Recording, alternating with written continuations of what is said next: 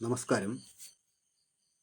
പിന്നെ ഈ രാഷ്ട്രീയത്തിലും തിരഞ്ഞെടുപ്പുകളിലുമൊക്കെ നാളെ എന്ത് സംഭവിക്കുമെന്ന് ആർക്കും പറയാനാകില്ല. അതിന് ഏറ്റവും നല്ല ഉദാഹരണമാണ് കഴിഞ്ഞ നിയമസഭാ തിരഞ്ഞെടുപ്പിൽ LDFന് തുടർഭരണം ലഭിച്ചത്. UDFകാരോ മറ്റാരെങ്കിലുമോ അത് സ്വപ്നത്തിൽ പോലും വിചാരിച്ചിട്ടുണ്ടാകില്ല. അതുപോലെ മറ്റൊരു ഉദാഹരണമാണ് ഇക്കഴിഞ്ഞ നിലമ്പൂർ ഉപതിരഞ്ഞെടുപ്പ്. അവിടെ തിരഞ്ഞെടുപ്പിന് ശേഷമുള്ള വിലയിരുത്തലിൽ സ്വരാജ് തോൽക്കുമെന്ന് LDF നേതൃത്വം ഏതാണ്ട് ഉറപ്പിച്ചിരുന്നു. എന്നാൽ അതിനു മുമ്പ് CPM നേതൃത്വവും LDFും ഒക്കെ ഏറെക്കുറെ വിജയപ്രതീക്ഷയിലായിരുന്നു. കേരളമാകെ പ്രതീക്ഷിച്ചതും സ്വരാജ് വിജയിക്കുമെന്നാണ്. പക്ഷേ ഫലം മറിച്ചായിരുന്നു. മുമ്പ് മണി ജയിച്ചാൽ മീശയെടുക്കുമെന്നോ മുട്ടയടിക്കുമെന്നോ ഒക്കെ അവിടുത്തെ അഗസ്റ്റി പറഞ്ഞതായി ഓർക്കുന്നു. പക്ഷേ അവിടെ മണി വിജയിച്ചു. അഗസ്റ്റി മീശയെടുത്തോ മുട്ടയടിച്ചോ എന്നൊന്നും അറിയില്ല.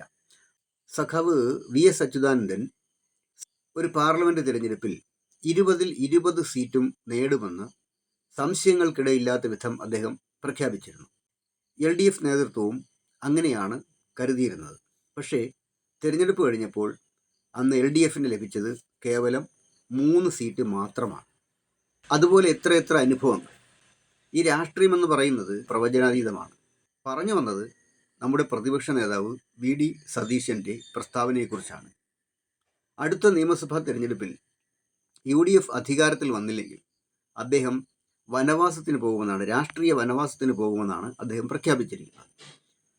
രാഷ്ട്രീയമായി എതിർപക്ഷത്താണെങ്കിലും UDF തിരഞ്ഞെടുപ്പിൽ തോറ്റാൽ രാഷ്ട്രീയം ഉപേക്ഷിക്കുന്നതിൽ സന്തോഷിക്കാൻ മാത്രം മോശപ്പെട്ട നേതാവാണെന്നോ അങ്ങനെ വനവാസത്തിന് പോകേണ്ട ആളാണെന്നോ VD സതീശനെ പറ്റി വിചാരിക്കുന്നില്ല.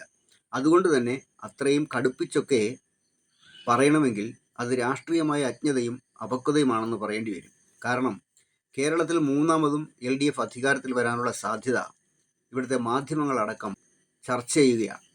മൂന്നാം LDF സർക്കാർ വരുമെന്ന ഉറച്ച ആത്മവിശ്വാസം LDF കേന്ദ്രങ്ങളും വെച്ച് പുലർത്തുന്നുണ്ട്. ജനങ്ങളും ഏറെക്കുറെ അത് തന്നെയാണ് പ്രതീക്ഷിക്കുന്നത്. അതുകൊണ്ട് തന്നെ VD സതീശൻ പന്തയം വെച്ച് കളിക്കാനൊന്നും നിൽക്കാതിരിക്കുന്നതാണ് സാർ നല്ലത്.